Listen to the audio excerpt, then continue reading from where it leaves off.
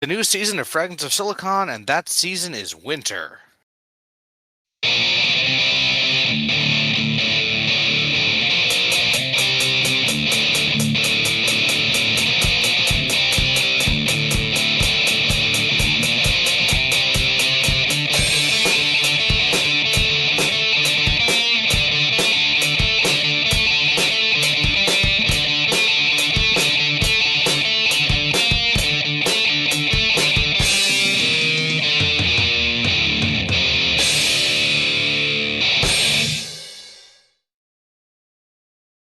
All right, welcome. It's a new year. It's a new season. It's a new episode of Fragments of Silicon.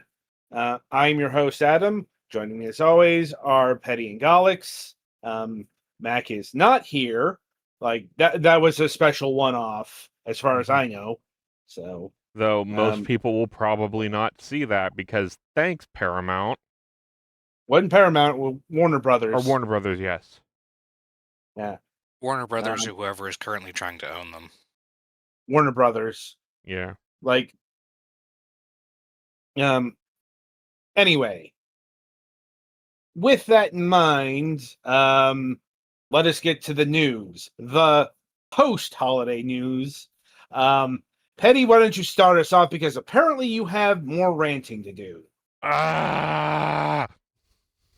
Oh boy. So, okay, I guess for the interesting stuff, we now have new phones and a new phone service provider. Because we got a letter from the T-Mobile's phone insurance basically saying that they're going to be dropping our phones because of how old they were. Both my sister and I are disabled. If our phones break, we can't afford to fix it. That's why the whole reason why we have phone insurance. So, upgrading through T-Mobile would have costed us $130 extra.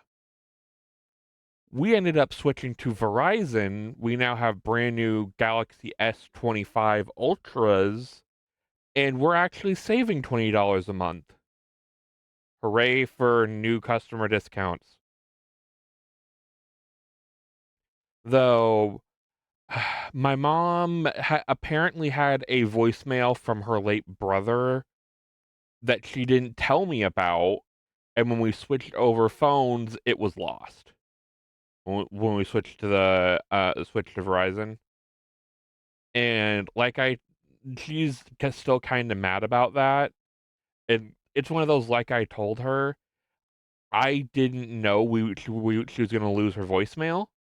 If she would have told me it was even there, I could have saved it before we switched over and everything would be fine. But instead, she told me nothing. She might not have thought of it, but yeah. Yeah. And it's one of Or those... thought that was a possibility of losing. Yeah. Like, I get it, but at the same time, even the dude at Verizon didn't know we were going to lose what was already saved to our voicemail, because apparently T-Mobile uses a special system, not the stock number-based voicemail system that everybody else uses. So because of that, all of our old voicemails are gone, which I had nothing of need. So that's been a thing. Still been working on getting the house quote unquote presentable, because mom and dad are getting a home equity line of credit to see about getting the bathroom downstairs remodeled, replacing the recalled electrical panel we have, just a whole bunch of other stuff, and it's a pain in the ass. I'm too old for this shit. Apparently not. Well, just like bending over and just shit like that. And then let's see, Sunday, I think it was like Sunday or Saturday, someone there, I learned that our local GameStop, both of our local GameStops are closing. Well, as of right now, they are closed. We now have no more GameStops in this town. Close. Apparently, Mhm. GameStop is looking to close about 250 to 300 locations. Mm. Like, and like apparently they're pulling out of New Zealand entirely. So, continued rough times for GameStop. Yeah. And I mean, it kind of sucks because we had two here. They could have only just closed one, and now if I want to go to a GameStop, I now have to make an hour drive. I mean, that's probably why GameStop is going out of business in general. Mm. Like, the fact that they had two GameStops in your local area. Well, in fairness, we're one of the larger towns in Missouri. We're not like the biggest, but we're in the top 10. So, Hmm. like we have God, if we had any more used car dealerships, I'd wonder what the hell's wrong with this town. But anyway, but yeah, that's been kind of unfortunate because now the only place if I want to like buy physical media is I think it's called Entertainment Mart. Some places might know it as vintage stock depending on where you're from. So now that's the only place I can get games that I know work, especially now with, Nintendo banning Switch carts that have been found to be in, ROM dumps. At least, GameStop and this place at least checked them instead of now having to get them on like eBay or whatever and just kind of having to roll the dice. Mm. So that kind of sucks. Um, Gaming news. Honestly, not had a whole lot of time to actually play some games. I did procure a few over the break. I got Yakuza Like a Dragon for it's technically the Xbox, like all the Xboxes, but the disc I have works on my Xbox One, so yay. I always found the Yakuza games interesting, but never had the time to sit down and actually, or like never had the chance to sit one play one long enough. They had them on Game Pass for a little while, but I think they've dropped them. I'm not sure on that. It's been a while since I've looked in there. And then I also got what's it called? Uh Stellar Blade. Yes. And that's just because I liked the demo and I was like, hey, it's like $20 right now. This is mine. So yeah, and I procured a couple more indie games and stuff like that. Um, as far as Digimon stuff, I did actually go to a tournament last weekend. I took 7th. So yay. I may see about going to the pre-release event on the 17th. That depends how scheduling works out and all that. But yeah, I've had a fairly busy break. Anyway, next victim. Alex, that'd be you. I had an interesting holiday break. We had my cousin or my sister and her baby up, and we went down to family Christmas with the cousins and stuff. So got to see a good amount of family. Got to take a good amount of time off from work. I have finished the Planet System Gunpla, so I've been posting that in the Gundam figure building channel. So if anybody wants to, now that I have all of them done, there are still a lot of other ways you can arrange them. So I'm taking suggestions for things that you might like to see. If Mm, anybody wants to post in there. Hmm. I'm also sharing into some other discords, but then I will be done with that and working on another set of models, or maybe just one, who knows. They don't all have to be big ambitious project, I suppose. Mm-hmm. Maybe one day I'll finish my real grade God Gundam. One day. Look, real grades are the scariest ones. Yeah, I could I churn out a master grade in afternoon, but fucking real grades are too damn small. That's the reason. And you picked the God Gundam is one of the smallest Gundams. Yes. And the most articulate because fighting, Well, like yeah, because it's hand-to-hand a thing, combat. but also just because they got bigger from the first one up through like Char's counterattack and a couple other things. Mm-hmm. And then late UC they get smaller, and then the first AU was made right. It was G Gundam was right after UC, so they kept them about the same size. So the God Gundam is like the same size as a Victory Gundam. Something like that, They are yeah. quite small, and then Gundam Wing is just a slight bit bigger, and then Gundam X is almost back to 1-year war sizes. Yeah. Anyway, so yeah, that is one of the things that I've been working on. I mostly did not get around to playing a whole ton of new games over the break. I did get a few mostly on Steam from online friends. I've gotten further in Super Robot Wars Y, but my big present this year was a Steam Deck, so now I can Ooh. play my computer games when I'm not at my computer. My parents were okay with getting the cheapest one, I think, the basic one. Yeah, and like I can I wanted one of the better ones, so I literally gave them the difference in money and just said, please I get was the new just one. about to say if you needed help upgrading it, you know a guy. Yeah, the original one, well, the cheap one is the one that doesn't have the OLED still. So Oh, you wanted the screen, not just more storage? the screen and more storage. Fair. And the screen also helps with the battery life, I understand, which has not been. I had a bit of a hard time getting it going because it's been temperamental about remembering to install things before finish installing things before going sleep mode. Right, And yeah, because they don't some have that on by default. I think there's a if you feel like well, getting I'd tell it to do that, and then it would just kind of like shut off partway through.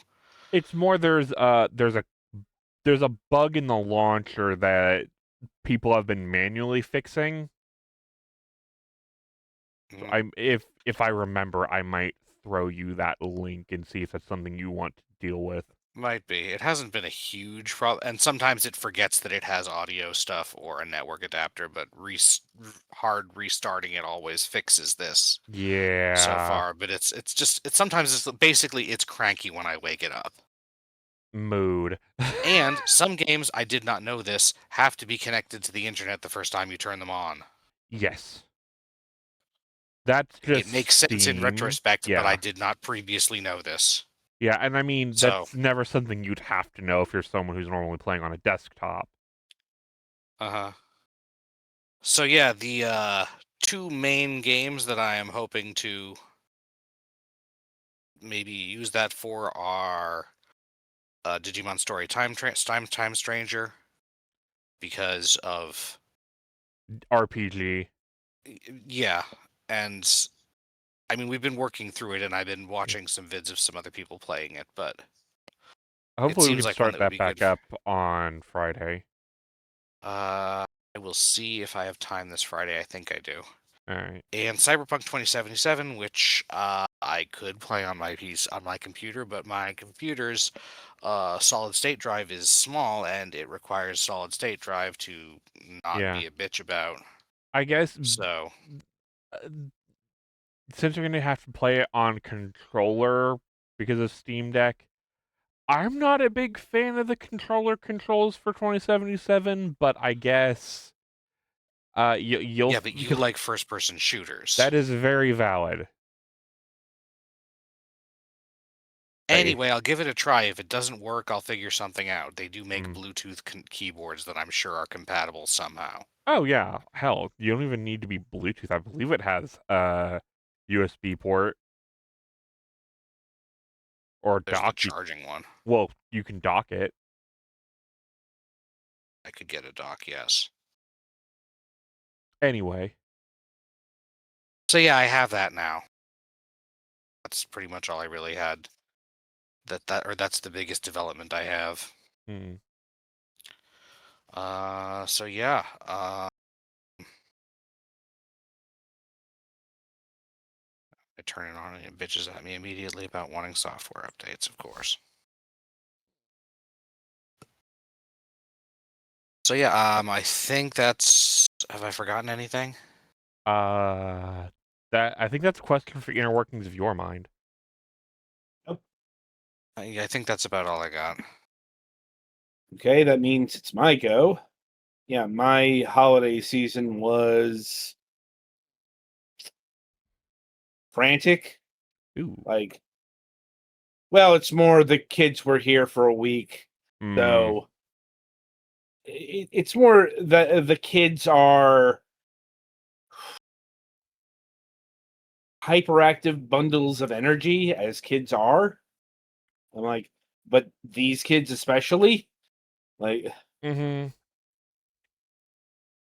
so after a week, I was relieved for them to head off.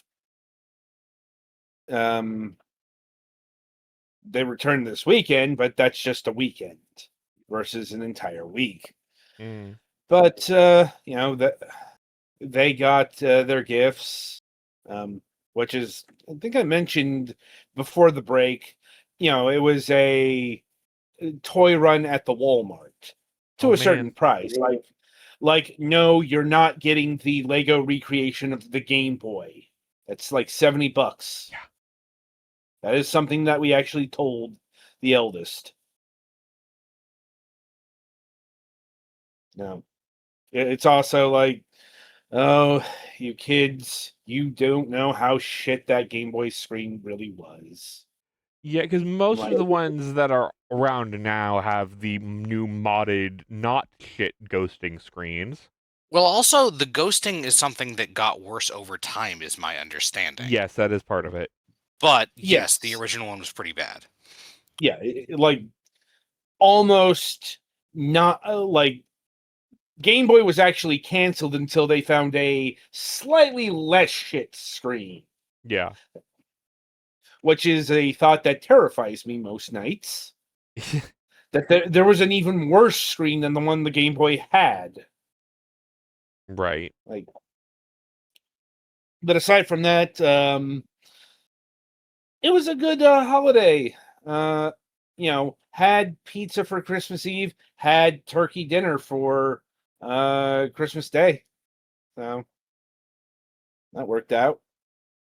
And let's see, right now, just trying to not get sick when I visit my mom because she's got, I think, a cold. She calls it an upper respiratory infection or just an upper respiratory. Like, that Mm-hmm. means it's a cold. It's a chest cold. No need to get fancy about it. It's like, and I don't think it's the flu either. Like, it's just, just a flu cold. or worse, right? Yeah.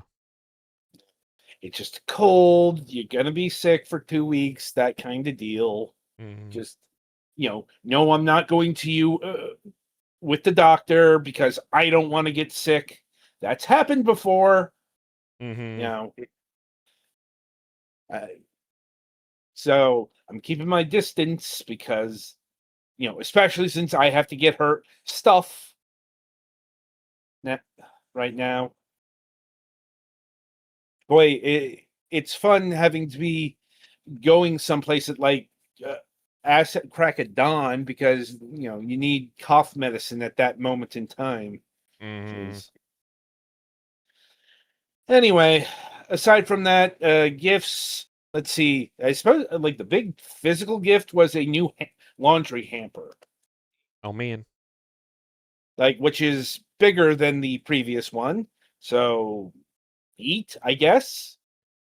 Like, I mean, yes, I am at the age where I can admire practicality. I'm still not getting excited over a new laundry hamper. Just not going to happen. It's nice, We but got new laundry that's baskets recently. They as make far as I'm excellent. going. We got new laundry baskets Um, recently. They make excellent but really, toys the for my main thing niece. was got a whole bunch of games. Galax, I think, got me Lightning Returns. I found a bit odd because Final Fantasy 13-2 was right there. Yeah, I got you the good one. Picked up that one myself. Let's see. Adam, I are guess you the hearing highlight me? was I can either hear you. I don't think Control Adam can hear Ultimate us. Edition or a bunch of Metroidvanias. Got the Blasphemous series, Time Spinner, and Hollow Knight Silksong. Like, as far as what I actually played over the break, I can actually answer that with Dark Souls 1. I finally managed to get into the game as much as I could, because I know Dark Souls fans swear by some of the quirks and foibles of it and the Souls likes, but I don't like the constant auto saving. I don't like having progress being forced upon me, because that leads to not unwinnable situations, though apparently it can lead to like sort of soft locky situations. Like, you can aggro a beginning NPC who will just continually kick your ass every time you spawn. Oh yeah. Like, I'm apparently supposed to think that's brilliant game design. I don't. And I stopped playing indeed when I entered a place and it's like, oops, triggered a boss fight that completely altered everything, and I can't go back. It's like, and I'm just fucking exploring. Don't like that. Fair enough. But it's like, I also get where the people like Dark Souls, and thankfully Dark Souls isn't like more modern Souls, like where parrying is the central mechanic. Like, in fact, that was a topic of conversation in the larger video game discourse last year. The parrying mechanic and how overexposed it is. Dark Souls 1, parrying is there. Like, you're kind of encouraged to do it because it's the thing that allows you to do the most damage out of regular attacks, but you don't have to. And I don't like parrying. I'm a blocker. No, I like blocking. Call that a personal preference. Still managed to clock in about, what was it here? 63 hours into Dark Souls. So it kept my attention. And yeah, I think that's about it for my news. So merrily we shall roll along to the interview portion of the broadcast. And joining us this week is Ray Lincione of Qweerty Gamers. Hello.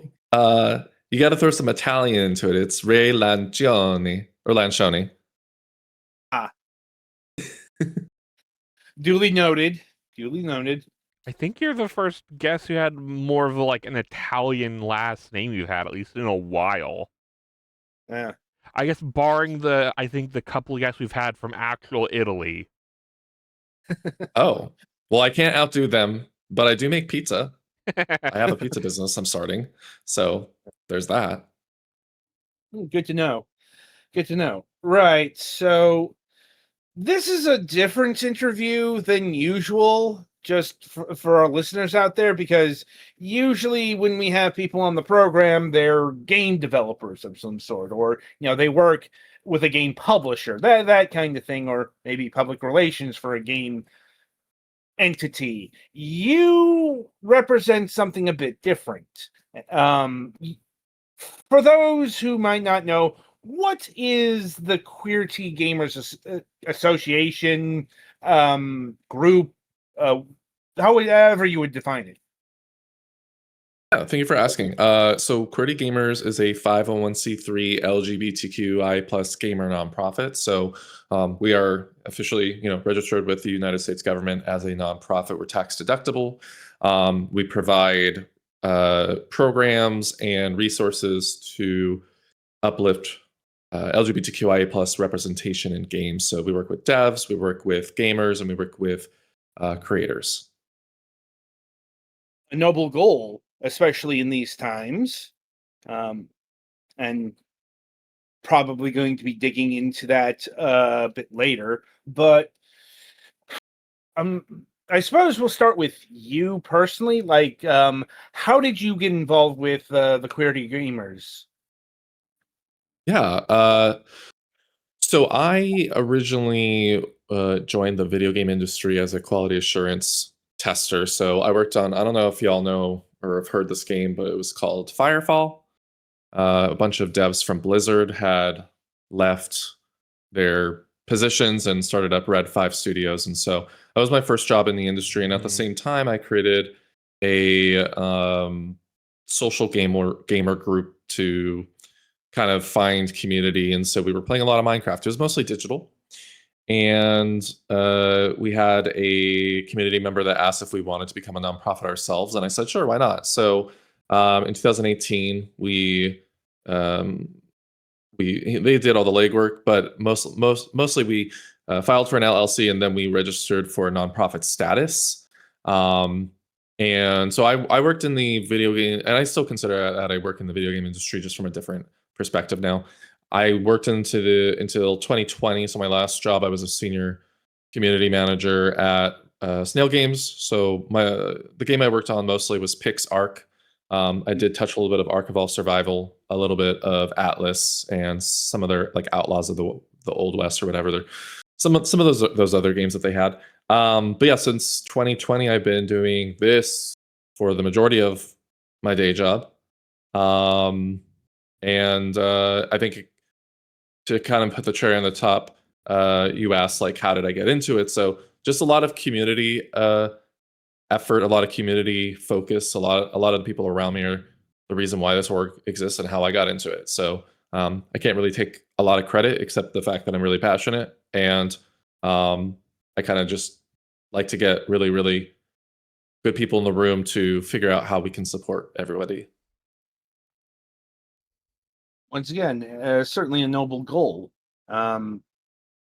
And I suppose it's also worth asking, like, what's your official position over at Qweerty? Like, are you the senior comms community manager, something like that? So I'm the chief executive officer and the board president.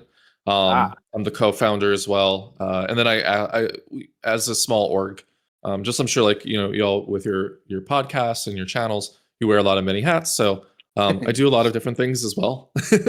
I do a little bit of comms. I do because my background is community management, so I do love to do a little bit of social media management as well. But primarily, I'm trying to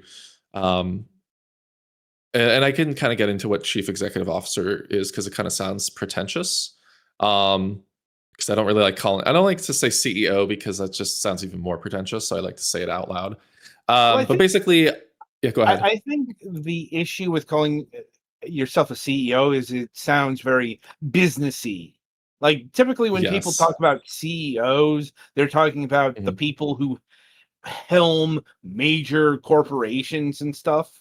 But yeah, CEOs can also helm small entities as well. Absolutely. And that's kind of what I do is I do helm the organization.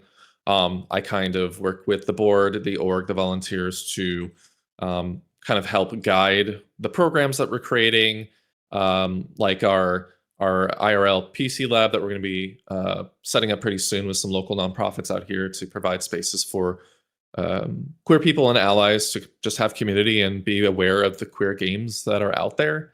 I help guide things like that, and I work in tandem with one of our volunteers, Austin Ryder, who is our creator programs manager. So we work together with another of our volunteers, Kusher, to run that side of things, which is a pretty big part of it. Because during the pandemic, we heavily relied on the creators of Twitch to fund the organization, and so that's been a huge backbone, a huge part of the org since. So but yeah, a lot of guiding, a lot of kind of I'm like the idea guy, and because of my recent ADHD diagnosis, I know that it's hard for me to finish things. So I'm really good at starting stuff and then working with people to get it finished. I'm like, yeah, ADHD will do that.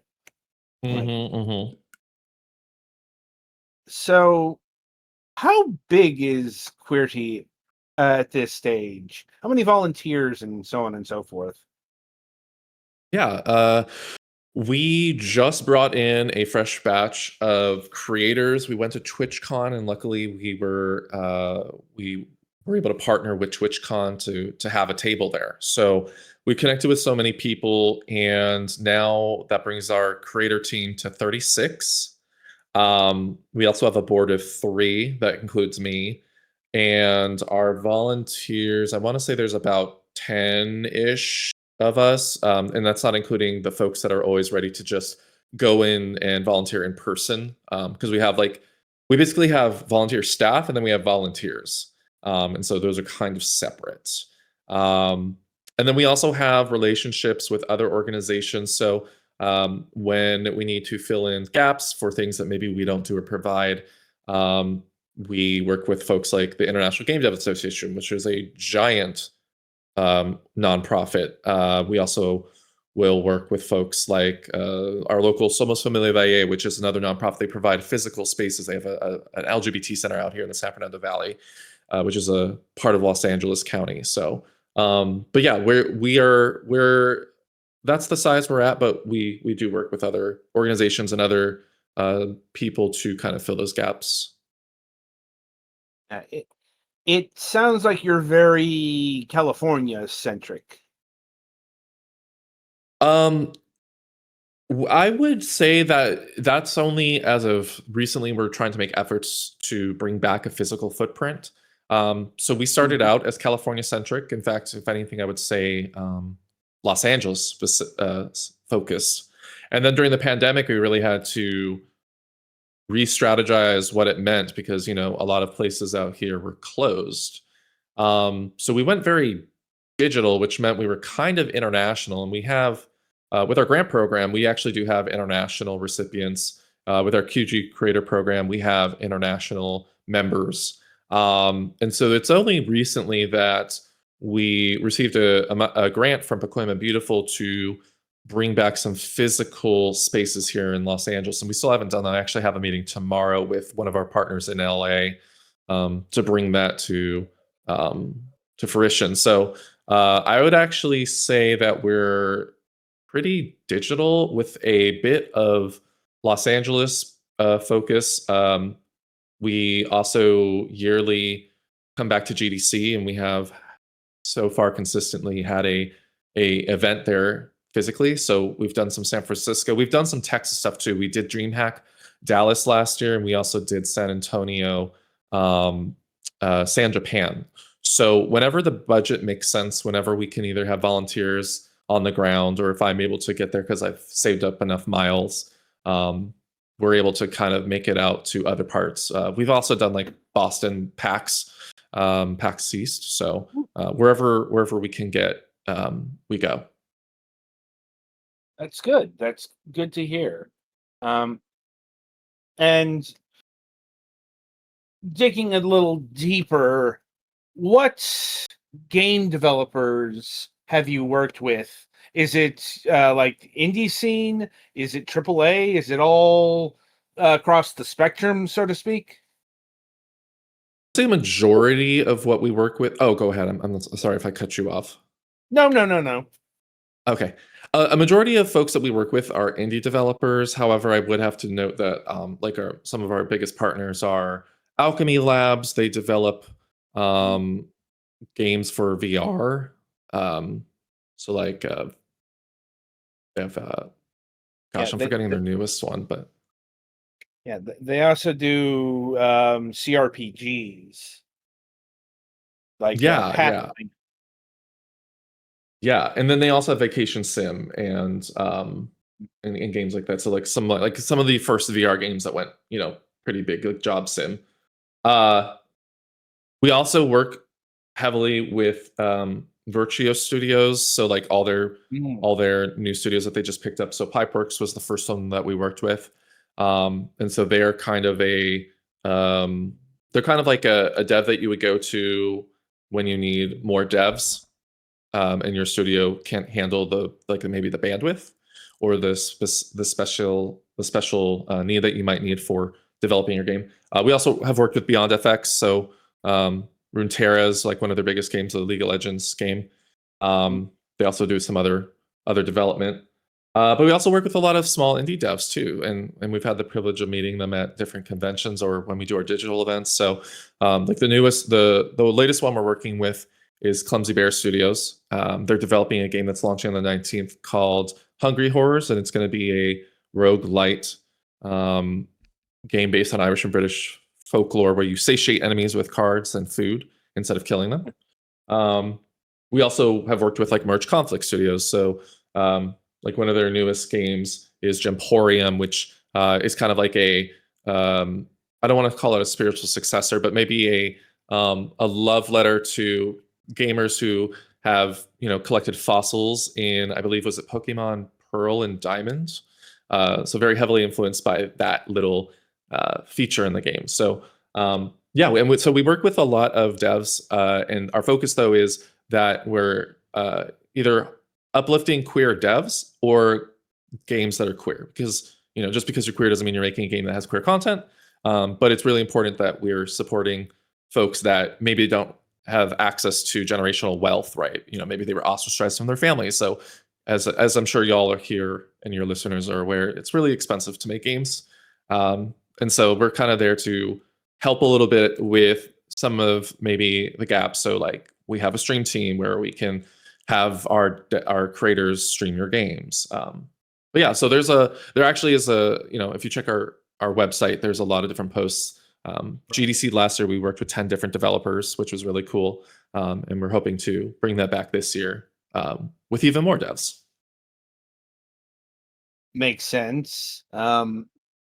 And yeah, like we find that games are either really expensive or really time consuming. Like they can be both, make no mistake, but we've had a lot of game dev people who do this like as a hobby on the side. They have a day job, so it's more a resource of time drainage more than financials. Yeah, I think that can go into, if it is time drainage, can you be spending that time making money as well, right? So I think it does go kind of hand in hand, but definitely I think, especially depending on the scope of your game, right? It could be even more time consuming. Yeah, so I think lots of stuff goes into that for sure. And how do I put this? Can you cite some direct examples of your patronage or assistance?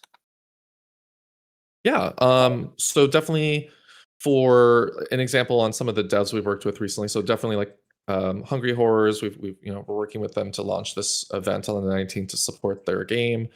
I would say the Gas Station Story just released last year, and that not only did we support them during some of our past events, we also had a grant program that is on hiatus until we can kind of recreate that program to really be more efficient. But they were recipients of our Victoria Kennedy micro grant, where we gave them direct funds to help them with the development of their game. And just to talk about Gas Station Story really quick, really cool game. It was developed so that you could actually port it to a Game Boy cartridge and play it on your Game Boy, which they're doing right now. They've already released on Steam, and now they are working on that physical copy, which I think is so cool. They also imported them and their partner into the game with the Game Boy camera, which I thought was really neat. But yeah, we have about, I want to say like 15 recipients of our grant that we had. We also worked in partnership with Google. So we had 2 games that we worked in tandem with to bring to the Android platform. So thanks to our grants, we worked with The Office Type, which is now both on PC and on Android. And then also boy band Hell. So that is available on itch, but that's the original version for the game jam that they were on, which is Yowie Game Jam. And now they're on Android, which is a much more polished version that you can go and play. And that is free to play, by the way. So yeah, that's a few. I could definitely name more if you'd like, but you could always, again, I would always recommend people just checking our website or checking our socials, because we also like to uplift games that, it's free to just retweet, sometimes, or share on Blue Sky. So like Wildflowers game, the devs that are Studio Dry Duck, they're coming out with a new one called Wild Society. And so that's going to be a multiplayer. I'm not sure if it's a farming game. I think it's more like a social game. But their games are very, very queer, but they also don't really need a lot of our support because they are, as far as I can see, fairly funded. Their game launched on Apple Arcade first before it went to Switch and PC. But yeah, so we try and support in any way possible. Okay. And you did touch a bit upon another question I have, and that is, like working with the storefronts. So you have worked with Google. Have you worked with like itch directly, or Steam, or Apple, et cetera, et cetera, et cetera? Good question. So Android, Google Play would be the only one that we've worked with so far storefront wise. However, I think that would be a really cool goal to have in 2026. So we have an award that we do every March during GDC called the Qweerty Gamers Excellence Award. And that goes to, we have a whole voting system, and that goes to basically the best representation in a queer game. And I think it would be wonderful if we could work like with Steam and get that award and the nominees like on a page, just like the Indie Game Awards has done. Which, by the way, we were judges for the Indie Game Awards. I should mention that. So yeah, I think there's definitely some room for opportunity to work more with platforms. And yeah, so thank you for reminding me to do that for this year. I think that will be actually really cool. Happy to help. And speaking on that, I'm trying to remember what they call themselves, but there are queer game awards out there. Like there was that like last month. I'm trying to remember, but I can't remember. I hate that. But do you like? Do you have any aspirations to work with like the Game Awards, for example, on this? I think it would be really cool to work with the Game Awards. We did throw a satellite event the day after the Game Awards occurred. And so we worked with some other nonprofits, DTLA Proud, Invisible Men, and the Outwards Archives. And so we had a gaming event in downtown Los Angeles. And yeah, I think it would be really great because I think that there needs to be some more categories for the gaming awards. The Game Awards, rather. Speaking of queer gaming awards, though, we have worked with the gaming awards, like GAY, like gamers. And so that's ran by Gaming Mag and Gaming Foundation. And that is, one of our partners as well. We've been judges for the gaming awards, which I believe occurs with Now Next, or it's the folks that run RuPaul's Drag Race. Is it World of Wonder, I think, actually. And that happens in July. So we were there in West Hollywood for those awards. It was really cool.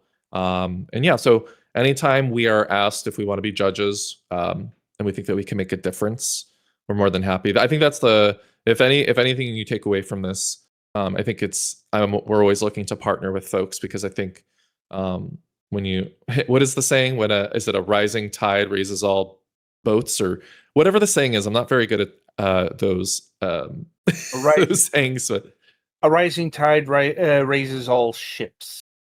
There you go. So we are always, that is always in the back of my head, is how do we not make sure we don't double the work, and how do we make sure that we're uplifting each other? So um yeah. And I suppose that connects to, well, have you worked with the big organization? That is to say, GLAD. So I don't think we've worked with Glad. You know what? No, that's not true. So we worked with Glad a few years ago. So um they do a study, and they worked with Nielsen on the last one. And you could take a look if you look up like gamers, Nielsen or gamers Glad. We were actually approached to comment on it on NPR recently. The year before that, I think we actually worked directly with Nielsen. I think we did it's been a few years because they did only 2 so far. So I think the first time it was in like 2020 or 2021. And so we did a live video on LinkedIn with Nielsen, and then Nielsen worked with Glad this last time around, and then we commented. So I don't know if we've directly worked with Glad technically, but we have worked on the same project. But we do have contacts at Glad. They don't have a very big gaming team, so they were actually at the Gaming Awards, and I got to meet the 2 individuals that run that, and they were actually, I was actually really surprised they knew of our organization. I was like, oh hi, like I run this org, and they're like, oh yeah, we know you. I was like, oh okay, cool. And we do have contacts at other orgs as well. So we're part of something called the Center Link, which is a LGBTQ nonprofit / foundation that connects all LGBT centers. And while we're not a LGBT center in the traditional sense, like we're not providing, like PrEP and HIV services and stuff like that, we are still providing a service to the community. And so we're connected through that. And like we do work with the LGBT center. We're actually we just got back from their Maven Youth event, which is for what they consider youth over there is like 24 and under. So we do work with a lot of different large nonprofits.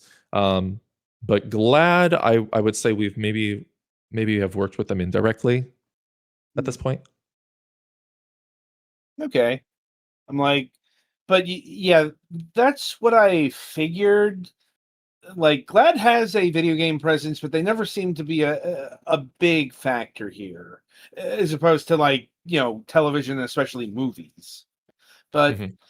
you know, They new just fronts, new mediums, and all that. Yeah, and I wanna make sure I mentioned Glad did announce a really cool game developer conference grant.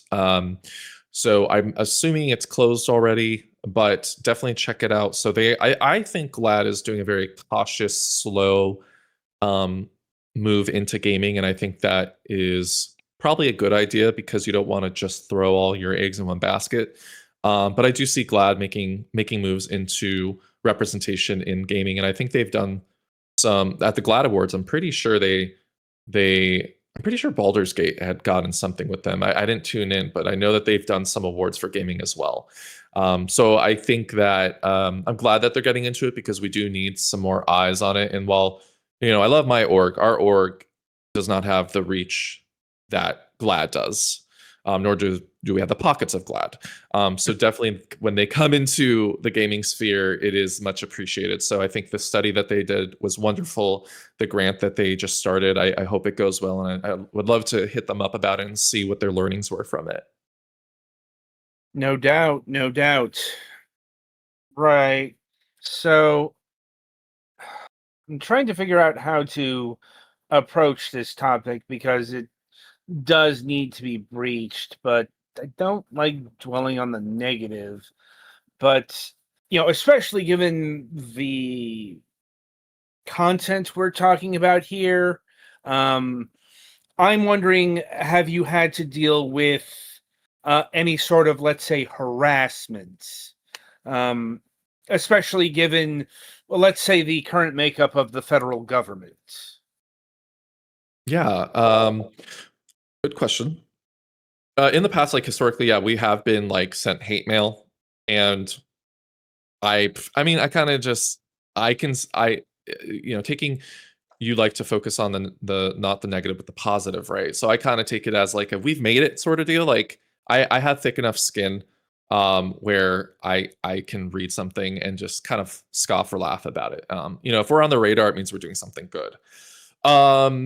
We have been briefed by the Centerlink, actually. So they have a lot of, they work with Lambda Legal. They have they have a lot of other lawyers from all the other orgs that they work with, like Trevor Project.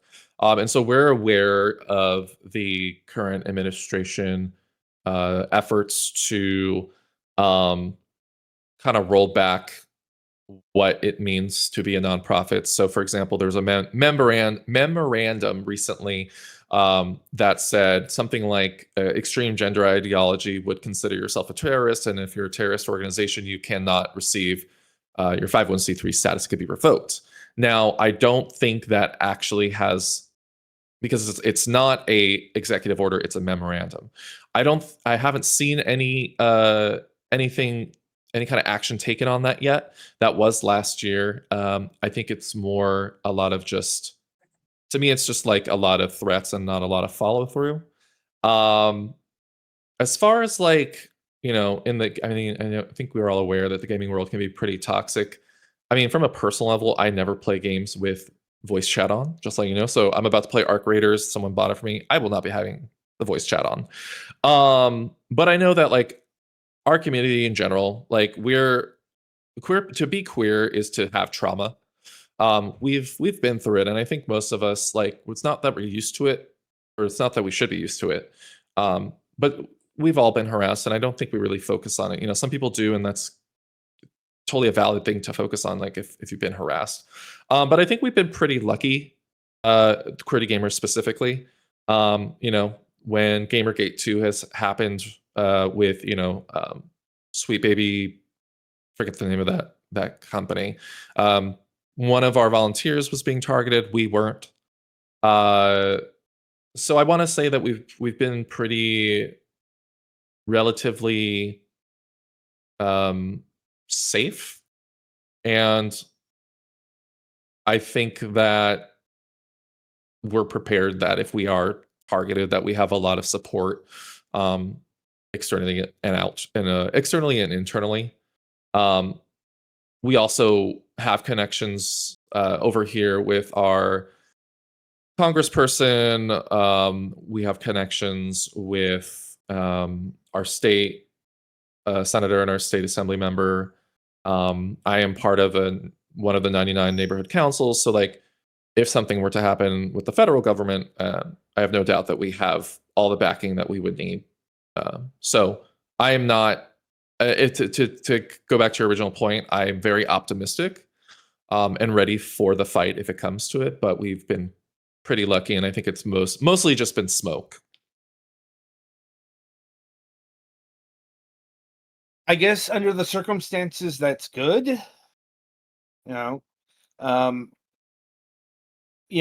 smoke is bad enough, but yeah, I've seen the fire, and it can be very, very deadly. So hopefully your organization and everyone connected to it in one way or another do not experience such things. With that in mind, once again, another subject that's a bit tricky to frame, but here goes. What's your stance on content, specifically like adult content? Oh, the more the merrier. Yeah.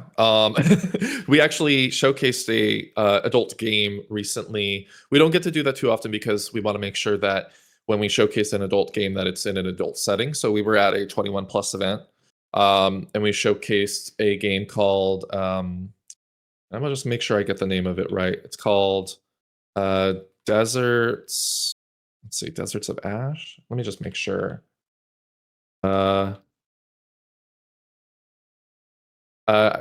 believe it's Ash, Deserts of Ash. I can double check once you start talking just to make sure. But yeah, I think we're in full support of adult games because to censor a game is to kind of censor our sexuality, which is kind of the whole point. That being said, I totally understand content guidelines. So, like, obviously, you can't have like full wang on Twitch, right? So, I totally understand that. But I think maybe you might be leaning into like recent controversies like itch.io and payment processors kind of Yeah, banning adult games. Yeah. And so I think that payment processors have no business in moderating what they consider appropriate content for Yeah. people that are using their payment There's a systems. difference between appropriate content and illegal content. yes, Absolutely, yeah. If you're Yeah, and using so the platform to Mhm. try and buy, say, paraphernalia of a certain kind, yeah, Yeah. no.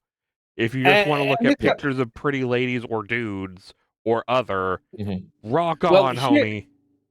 Mhm. here's the thing: the situation is actually a bit more complicated than that. It's not, like it's not that they're saying that specifically LGBT content is verboten, but it's more getting into the kinkier weeds, let's say. It's Mhm. more fetish material and a lot of non-human stuff Mhm. that's coming under fire.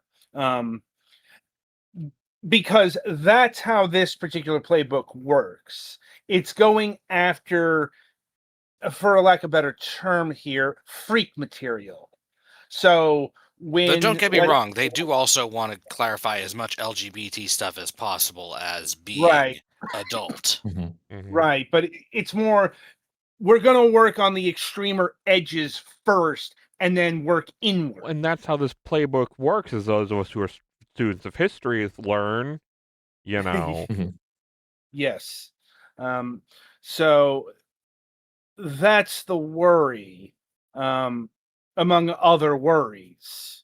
Um, Mhm. be,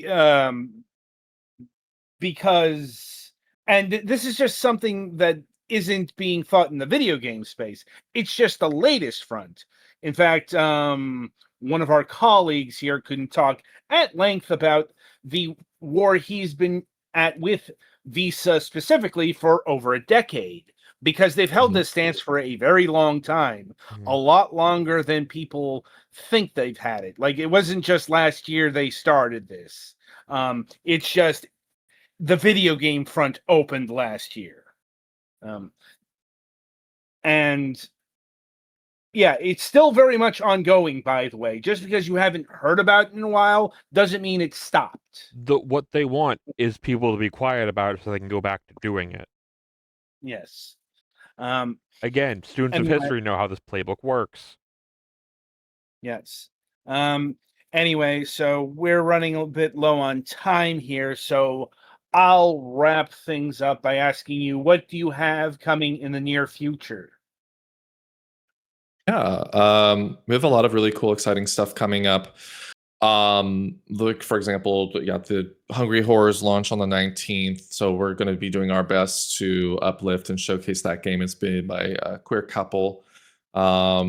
There's some other games coming out that we don't have confirmed yet, so I don't want to mention them, but definitely check our socials because we love to support games when they come out. We just have to contact them and coordinate. Uh, Definitely, we will have some kind of activation for the Game Developer Conference in March. Um, we I just got invited to WonderCon, so we will at least be on a panel somewhere there in some capacity. So keep an eye out for that. Um, we it is, I mean, it's 5 months away, but we're already planning for it. So we always have a huge Pride event. So um, every year it gets bigger and bigger. We call it Queer Quest, and it's full of activations like um, uplifting queer games, uh, uplifting devs and creators, and we do a whole fundraiser and So I would keep an eye out for that because there's going to be a lot of fun activations where folks can get involved. Yeah, I would say that's probably the biggest things coming out. We have a newsletter coming up soon that we're going to be starting monthly, so you can always subscribe to that on our website. We have the Queer Games app that we're still working on, so it is available to use right now, but I would just say it's maybe in beta, but qwertygamers.org/games. And then eventually, once we're ready to really roll it out, it's going to be at the top of our page, and that's going to be a database of queer games or games made by queer people. So I would just add, if anyone does go to that, it's just expect it to be a little not ready. And yeah, I think that's maybe the major things coming up. And hopefully we'll have some more really cool stuff to announce soon too. Indeed. Well, we look forward to seeing what percolates in the next few months, and maybe we'll have you back on the program like later on in the year to recap and see what happens further down the line. So Yeah, thank you for having me. no problem. Anyway, where can people read up on your resources? Yeah, folks can go to qwertygamers.org. Actually, I think I even got qwertygamers.com just in case you accidentally go there. Just Well, redirects you also, to for .org. people who are watching the stream, I do have your QR code up. Thank you. Yes. QR code will take you to how to get involved. We are on pretty much every platform, social media wise, except Facebook. We stopped using that because it's kind of dead over there.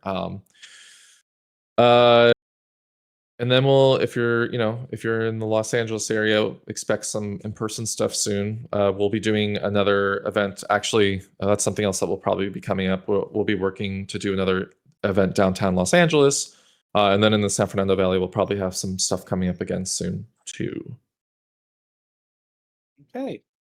Right. So until next time, Petty, play us to the next segment.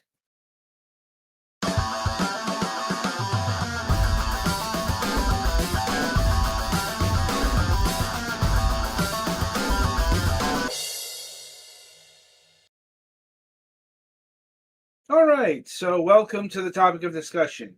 So, as is the grand tradition at this point, it is time for our year in review, literally, as we go over the games we reviewed and give brief encapsulations. As I will state we'll probably not get through the list because it's an entire year's of reviews, and we got about 20 minutes or so. But with that in mind, let's get to it. If I can get to the right page. I hate that. You hate that. Here we go. Yes, so we started off last year by reviewing Lithium City, which is still a game that's very strong in the memory banks. Not so much for its gameplay, but for its style. Yeah. Even though its gameplay was pretty good. Less good was Neo Harbor Rescue Squad. Yeah. Yeah. Well, also Super Bunny Man wasn't great too. No. I'll take your word for it. Alex, do you remember Amanda the Adventurer? Not really. Yeah, there's also going to be a bunch of these kind of games From where... what I remember of Amanda the Adventurer, it was like a quasi-horror game, basically Dora the Explorer wrapped up into a horror game. Oh, no, I do remember that one now. I just didn't remember the freaking name. Yeah, no, that was a... It was a interest. I still wouldn't say it's bad, but it's like... I think I mentioned it. I think one time I mentioned it during the review. It's not you? It was probably not your cup of tea. Mm-hmm. Like I imagine, like Nick analog from horror isn't Nightmind my thing. would love something like this compared to, any of us here. Yeah, analog horror isn't my thing, along with almost every other kind of horror. Mm-hmm. except for like funny horror. Well, from what I've seen of Amanda the Adventure, it's less scary horror and more psychological stuff. Yeah.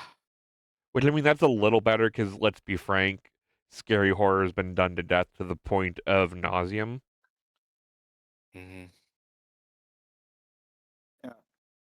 Anyway, now one game I definitely remember is Nazar. If only because I still haven't played anything quite like Nazar. Like a truly unique game, not necessarily a good one, but definitely one of a kind. Mm-hmm. Like this really should have gotten more play for what it is, but it didn't. Probably because it was like developed in Turkey. Mm-hmm. On the other hand, Lucky Tower Ultimate, our first early access title, I remember it being good, if a bit clunky. Like, kind of in the spirit of old Commodore 64 and Amiga games. Like, the kind of clunky Oh, yeah, no, that mechanics. was the one I think I broke on stream. Could have been. But it's the kind of development that can only come from Euro devs, for Mhm. better or for worse. Anyway, any thoughts on Technotonica? It was a Minecraft clone going for about the same price of Minecraft. Hmm. And Galax Wonderball? I had forgotten that you made me play open world box explorer. I Or yeah. have a feeling we're going to be digging through a ton of It was a bit requests. it was pretty generic, honestly. I mean, I think most of that could be said throughout the year. Right, that can definitely apply to Also, the this was a next game. free to play one, and you made me do it because you, out of your own malevolent heart. Are you trying to say something here? Like, I'm mostly joking. okay, that's good to know. Like, but yeah, it's a game that we covered and not much more. Definitely describes Spirit Arena. Yeah. Like, and for that matter, kind of Whoa Dave. Like, Honestly, I don't even remember Woe Dave. like it was like a classic game like Mario Brothers. Mm. Like, It's by Petty, it's by the Bit Trip people. Ah. yes, Petty. I know It's you very know this. very retro style. Yeah, but not specifically retro. Yeah, like Yeah, I've talked it's about not this. like this is actually a Commodore NES 64 game. or Yeah, NES game. It's just a low bit. yeah. Mm. Petty, I know you know Sonic Cross Shadow Generations. I like Sonic. I mean, you made us have you review this. Yes. And I guess spoilers for next year when I finish Time Stranger, guess what's going on in the review log. I would have guessed Crossworlds since we're talking about Sonic. I actually don't have that. Surprising. It's mostly money's been tight. Fair enough. But it's like, I know Cross Gen has already gone on sale. Yeah. So I figure you're going to have it sometime this year. I might look into it when the summer game sale comes around. Hmm. And finally, Rush. I remember a lot of cubes with this one. Yep, it's not even the only game called Rush on Steam. But Yeah, yes. I think I remember being like, okay, which fucking one is it? Yeah, it's a puzzle game where you're a cube and you have to like roll. Mm. And there are lots of you can only go, things that force you to go in a certain direction. It was actually a pretty decent puzzle game if I remember, but honestly, Mhm. puzzle games have a really hard time making any impression on me. Mm-hmm. Let's see. Spud Customs. I remember this, if only because of how fucking weird it was. Yeah. It's basically, what if Papers, Please starred potatoes? I was gonna say that's exactly what it sounds like. That's what it was. And I'm like, okay. This feels like the end stance of an Adult Swim joke. Mm-hmm. Like, works. Once again, this was a game that existed. Nothing more, nothing less. Mm-hmm. Petty, you had Achilles Legends Untold. Wasn't that like a top-down game or something like that? Maybe? Gonna have to actually look it up. Yeah, I vaguely remember being it was all right, but it was another one of those. It might have been a little overpriced.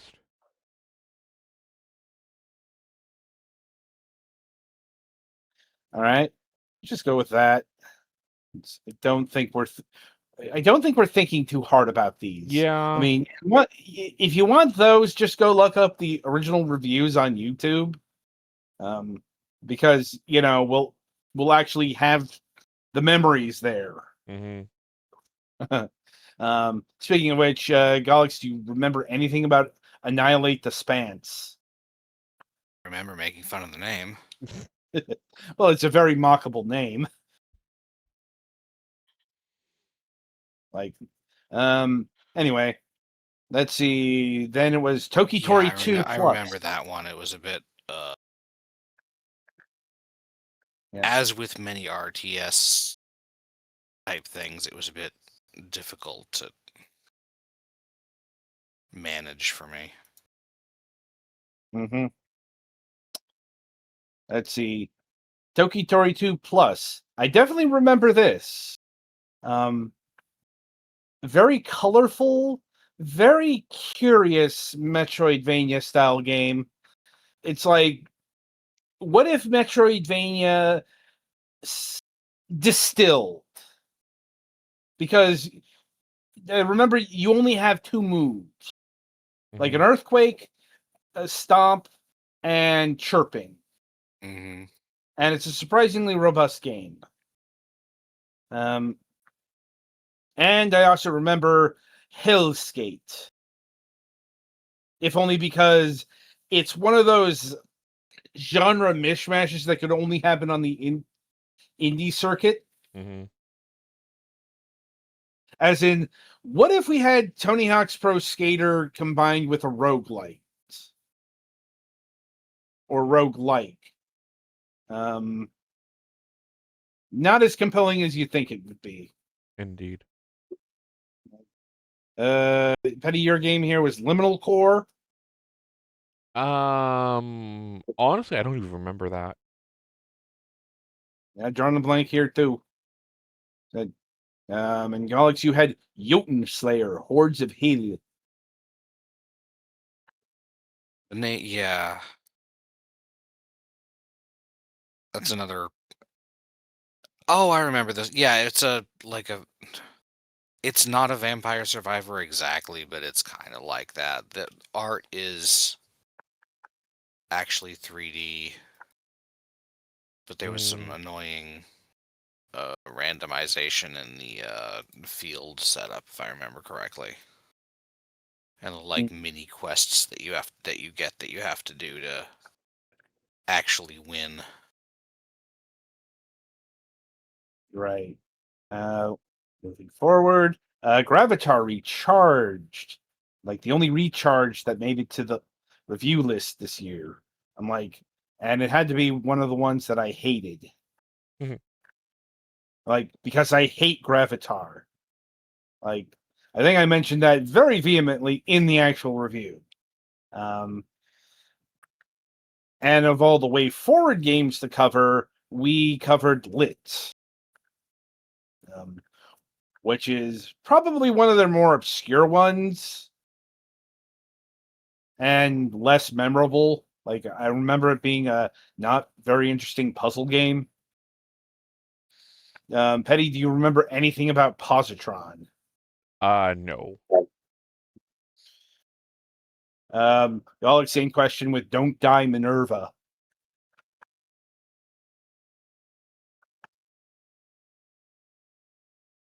Again, there are some of these that like right around the edge of my. Okay, yeah. No, I remember. I think I remember this one. It was okay, but like nothing to write home about. Right. Moving forward, Discolored. I remember this game pretty vividly. Pretty inventive and short first-person adventure game. You know, making use of color. And I do remember Bee Simulator as well. Not the least of which is we've talked to the developer of this game a couple of times. Like, in fact, I think we had him on the program around there, not to talk about Bee Simulator. We were talking about a game called Parkour.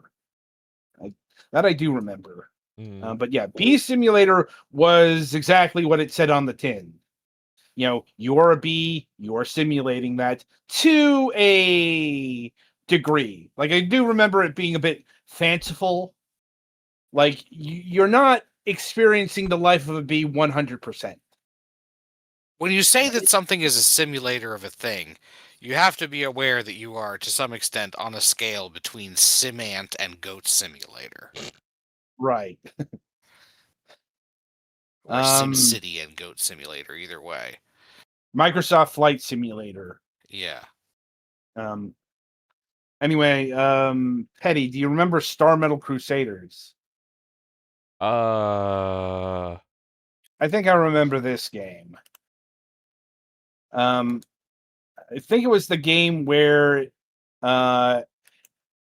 it had all of the. No, I'm thinking of something else. No, I don't remember this one.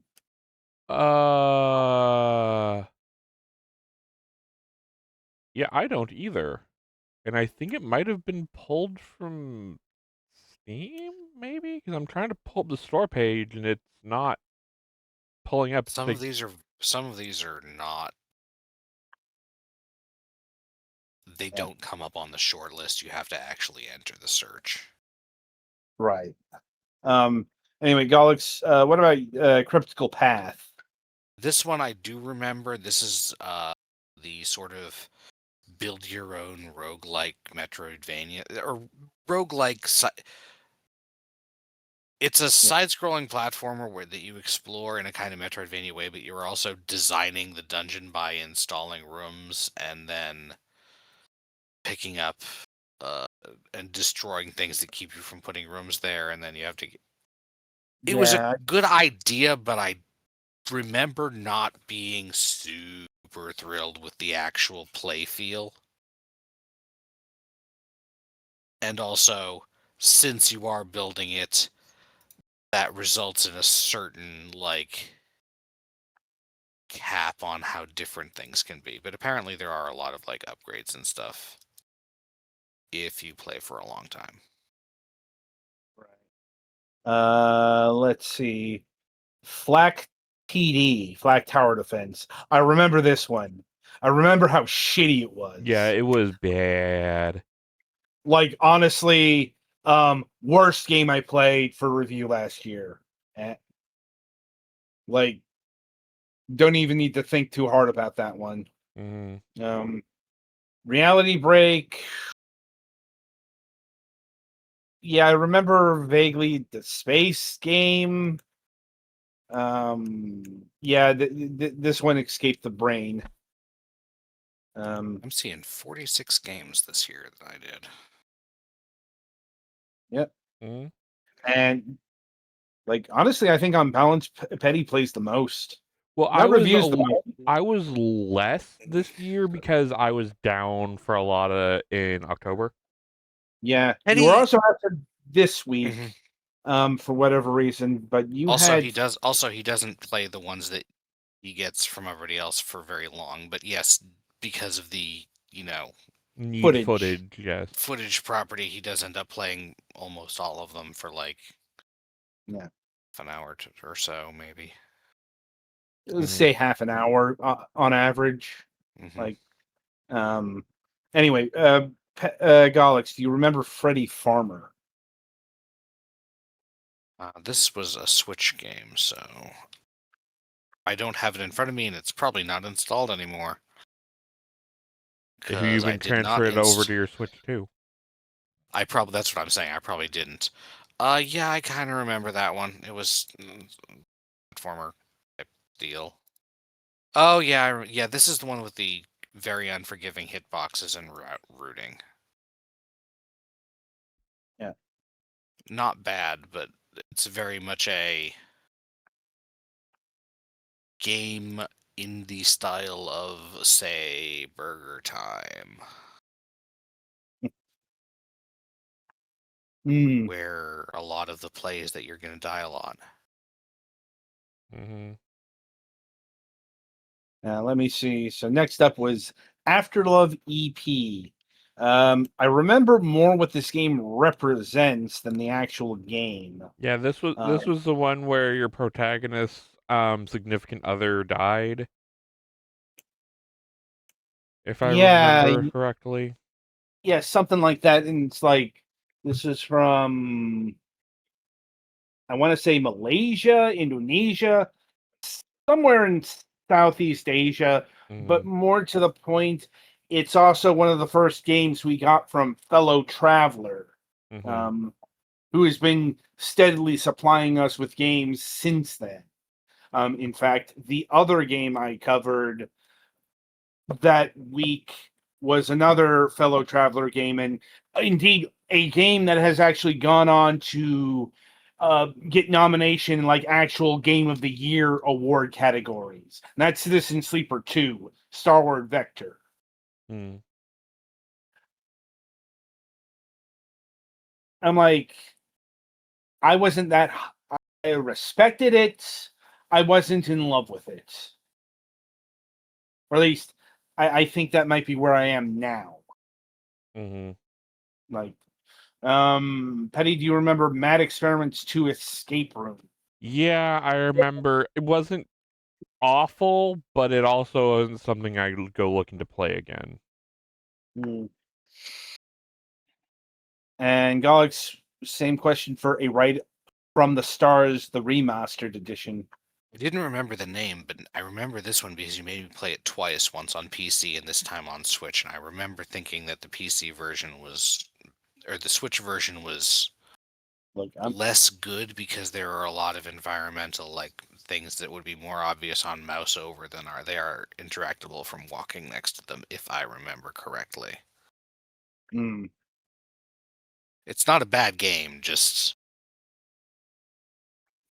right. I remember having to review it twice, and the second time felt more annoying than the first time. I'm not the one who remastered it. Like, anyway, so next up was Flashback, The Quest for Identity. Yeah, I remember this one. Um, classic review. It's a cinematic platformer, so it's probably the cinematic platformer for a lot of people. It's just cinematic platformers tend to usually not be my thing. On the flip side, Fire Shark, definitely much more my thing, much more my vintage of shmups, but not the most interesting Topolan shmup that we covered this year. Um, Petty, do you remember Right Wars? No, honestly, no. I think you might be lying, but we can move on anyway. Alex, what about Into the Emberlands? Only very vaguely, to be honest. Like Once again, looking at it, it rings less of a bell than some of the other ones. Looks like it is and a village building thing. yeah, And I think we'll cut things off there because that leads us in March. Well, and there And also is my worst game of the year, that the Cardaduni or whatever. oh yeah, that's The like AI much slot fun. bullshit. Yeah, Oh, now I mean that's remember probably Into the Underlambs. Okay, yeah, it was okay. yeah. I'm like, Also, you're it's cutting more, us off right before Expelled, which was one of my games of the year. Fair. it's more we're getting low on time and we can revisit this next week. Mhm. Unless something important comes, because we're still in the ass end of January. Mhm. Well, I mean, there is also the option to talk about GameStop because, I mean, you What know, is there to really talk about games in terms of GameStop? just, I Like, mean, for a lot of people like me, it's at least some place that, you know, they had we'll save video it game for, stuff. But yes, we okay. can. We'll save that for We'll Sunday. writing room it Sunday. Yeah. Yeah, I'm just saying, gotta cut things off here because we're approaching MSP time. I know we don't have a guest for MSP, but Mac is going to show up any minute, Mm-hmm. and plus I'm sure Kevin wants to jump in here. Anyway, so coming up on the week ahead, I forget if I mentioned on broadcast, but we had a Friday show scheduled, but it got canceled. So, yeah, that's not happening. Well, I Unfortunate, think the but Friday show is not technically a cancel yet, just a not no, at this time. they have canceled Friday. It's Mm. more happening overall kind of deal. Ah. Yeah, the show Friday is canceled. We may or may not have that person back at another time. Yeah, or rather that company, because they have to find a representative to talk to us. Fair. That was the overriding problem there. They didn't have anyone available at that moment in time to talk to us. So, moving on to the Sunday reviews. We'll be having reviews of Shooty Robot Invasion, Mother Machine, Conglomerate 451, and Death Howl. So, until next time, I shall wish you good gaming.